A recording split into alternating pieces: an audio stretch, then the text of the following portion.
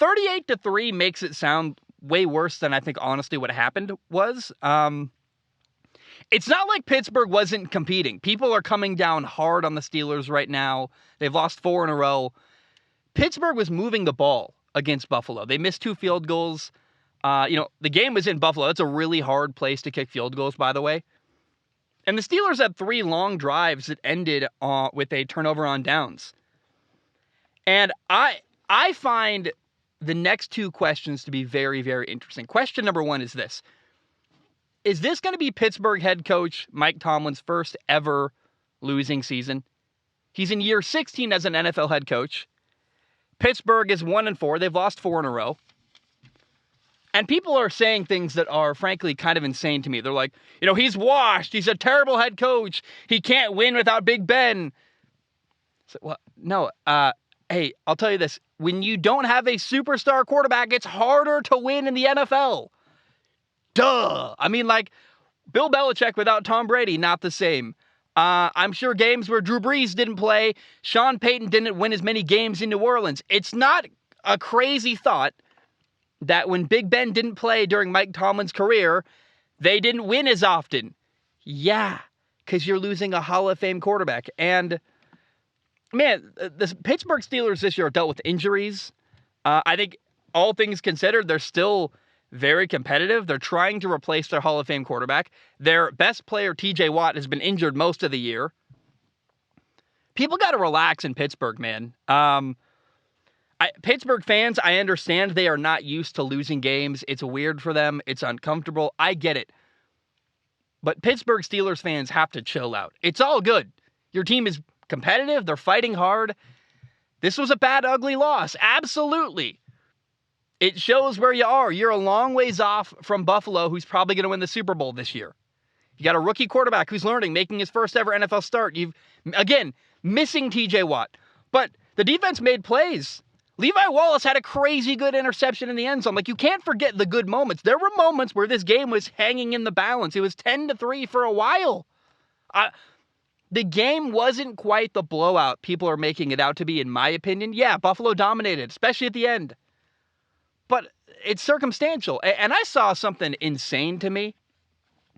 I forget who said it today. I saw a headline. Someone, I believe Ryan Clark, someone who used to, I think, play for Pittsburgh or something, someone accused the Steelers of giving up. What? If you're going for it on 4th down, you're not giving up. They didn't punt it away. They were trying to win. They were trying to get back in the game. They lost. It happens. How dare you accuse NFL coaches and players of giving up? That's horse manure. We'll say it nicely. That's ridiculous. Come on. You can't take a cheap shot like that. That's not cool. I'm not a Steelers fan. I don't care either way. But those guys they didn't give up. They're trying to win, trying to get back in the game. You lost 38-3. You got to learn how to handle that a little better. Pittsburgh collectively freaked out. They're all angry. It's like, no. That happens sometimes. You lose a game. But context matters. You lost your Hall of Fame quarterback, Big Ben. You're trying to reset. You got a rookie quarterback making his first ever NFL start. TJ Watt's not playing. I don't think the sky is falling in Pittsburgh. People got to relax. It's going to be okay. That leads me to question number 2. I think this is a great topic of conversation today. Is Steelers rookie quarterback Kenny Pickett going to be all right? Because he made his first ever NFL head start. They lost 38-3. That's a bad look optically. When you start your first ever game, you get dominated. In his first game, last week when he played for the first time in the second half, if you just read the stat line and didn't watch the game, and you go, oh, he had 3 interceptions and no touchdowns, that sounds way worse than it was. 2 of them weren't his fault.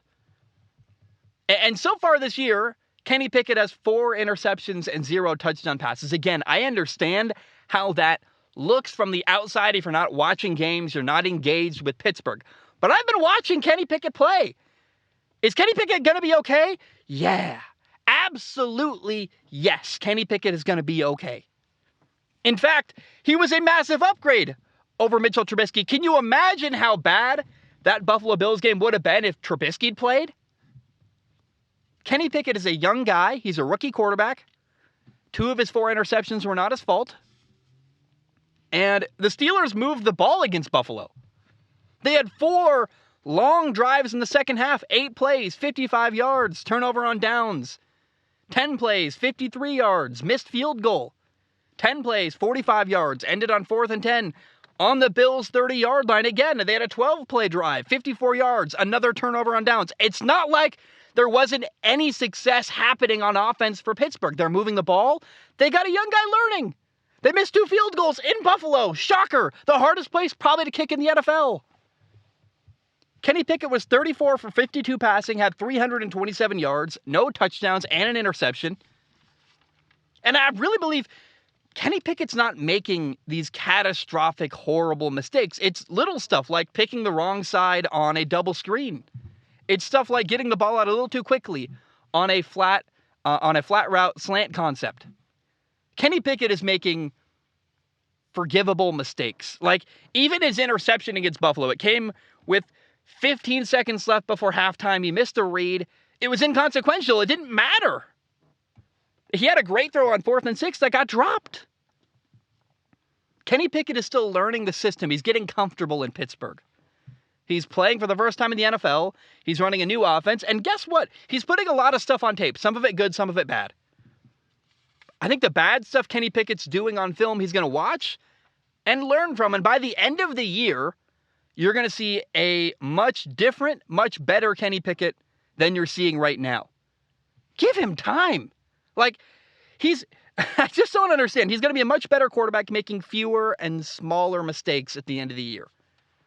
The starting point for Kenny Pickett, where he's at right now, is really good. He was hanging in the pocket. He was stepping into hits as he was throwing.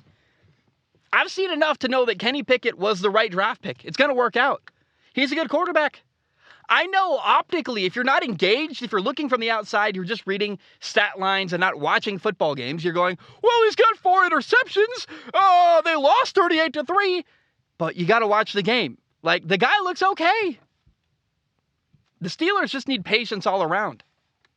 By the way, there was a late hit on Kenny Pickett that was not called a penalty, which really was frustrating to me.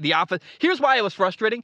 The late hit on the quarterback, I don't like it, but then the offensive lineman retaliated and defended his quarterback, and that got a penalty, but not the late hit on Kenny Pickett.